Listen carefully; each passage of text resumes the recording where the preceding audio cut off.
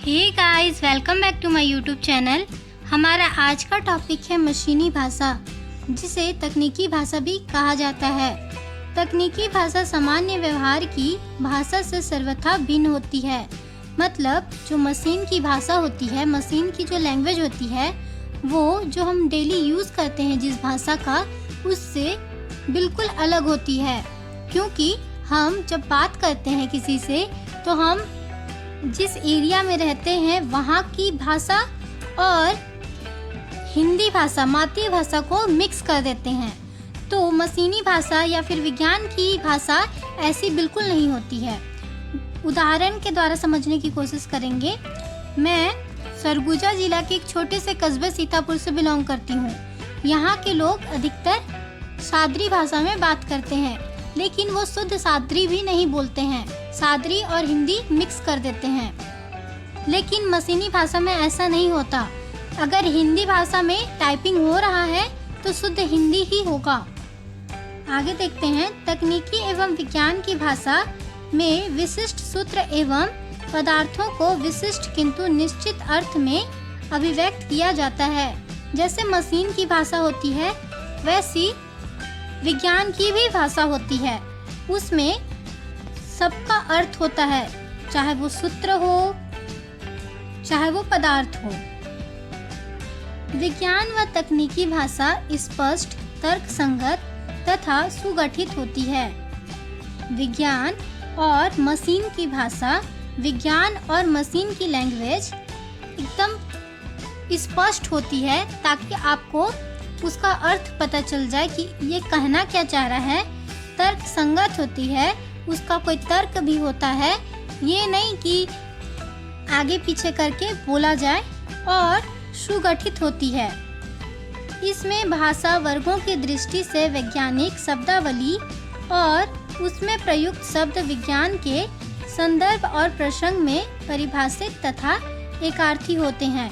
मतलब कहा गया है कि मशीन की भाषा है और विज्ञान की भाषा है, दोनों एक जैसा ही है। दोनों के स्पष्ट, तर्कसंगत, सुगठित और उसका अर्थ आपको अच्छे से समझ में आए, ऐसा होता है। ठीक है। हिंदी भाषा केवल साहित्य और प्रशासन के क्षेत्र में प्रभावी माध्यम नहीं है, बल्कि वह वैज्ञानिक एवं तकनीकी विषय वस्तु को सुगठित रूप में प्रयुक्त करने का सशक्त साधन भी है।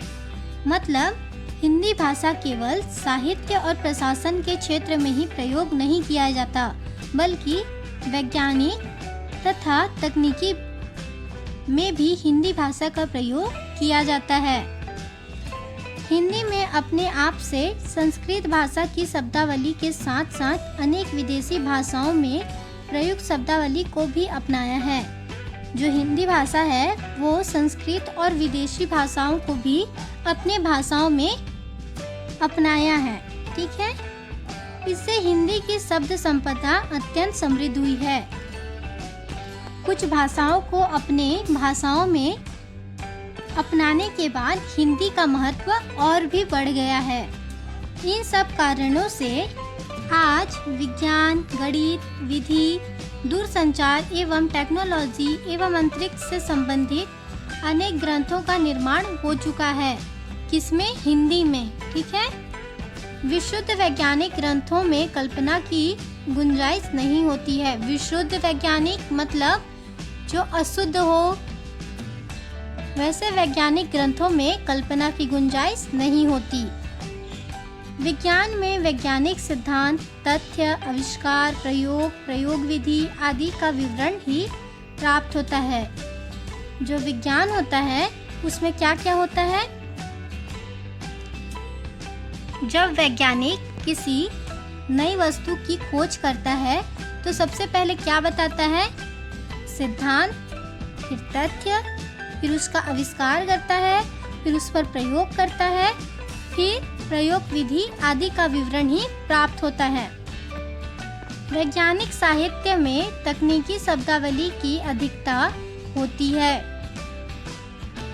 वैज्ञानिक शब्दों में कुछ ठोस वस्तुओं के नाम होते हैं, कुछ क्रियाएं होती है तो कुछ संकल्पनाओं का बोध कराते हैं और इनके अंदर भी कई शाखाएं आती है। तो वैज्ञानिक समय समय पर नई नई शाखाओं की खोज करते हैं और उनको परिभाषित करने में, उनकी परिभाषा ढूंढने में कई समस्याएं सामने आती है।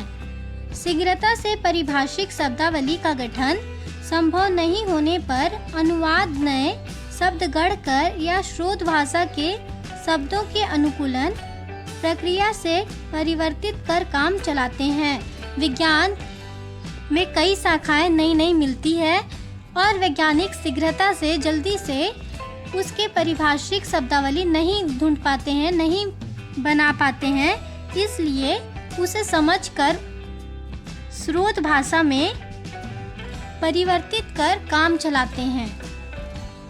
बाद में फिर नए विषयों की शब्दावली निर्मित होती है। इस प्रकार विज्ञान व तकनीकी क्षेत्र में हिंदी का प्रयोग निरंतर बढ़ता जा रहा है।